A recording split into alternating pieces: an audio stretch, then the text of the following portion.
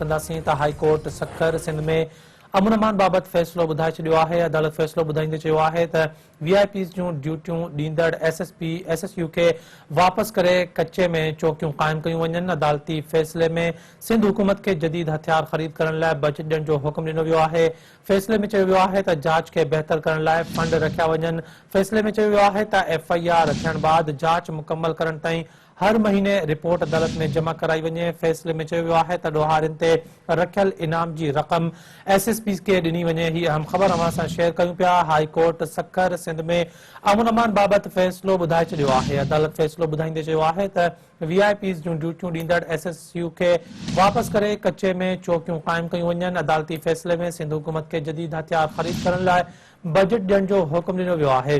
फ़ैसिले में चयो वियो आहे त जांच खे बहितर करण लाइ फंड रखिया वञनि। फ़ैसिले में चयो वियो आहे त एफआईआर थियण बाद जांच मुकमल करण ताईं हर महीने रिपोर्ट अदालत में जमा कराई वञे। फ़ैसिले में चयो वियो आहे त ॾोहारियुनि ते रखियल इनाम जी रक़म एसएसपीज़ खे ॾिनी वञे।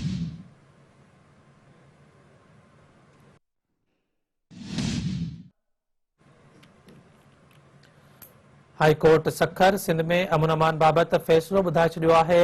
अदालत फ़ैसिलो ॿुधाईंदे चयो आहे त वीआईपीज़ जूं ड्यूटियूं ॾींदड़ एसएसयू खे वापसि करे कचे में चौकियूं क़ाइमु कयूं वञनि। अदालती फ़ैसिले में सिंध हुकूमत खे जदीद हथियार ख़रीद करण लाइ बजट ॾियण जो हुकुम ॾिनो वियो आहे।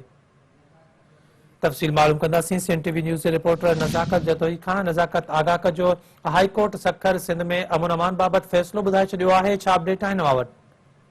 जी Ishfaq, Sindh high court Sukkur bench में सिंध में अमन अमान बाबति जेको आहे फ़ैसिलो ॿुधायो वियो आहे।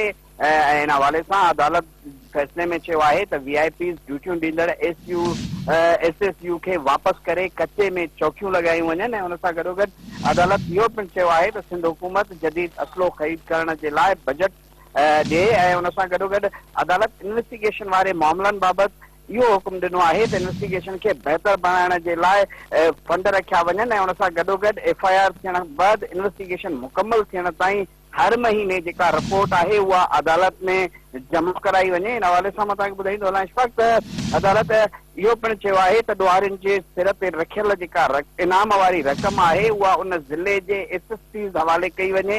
ऐं हुन सां गॾोगॾु मां तव्हांखे इशफाक ॿुधाईंदो हलां त हीउ जेको फ़ैसिलो आहे उहो वर्बली ॿुधायो वियो आहे ऐं उहो पिन कोड में ॿुधायो वियो आहे। ऐं कुझु ई देरि में इहो जेको फ़ैसिलो आहे उहो लिखत में जारी थी सघे थो। जी इशफाक। नज़ाकत जतोई, अपडेट ॾियण लाइ वॾी महिरबानी अव्हां जी।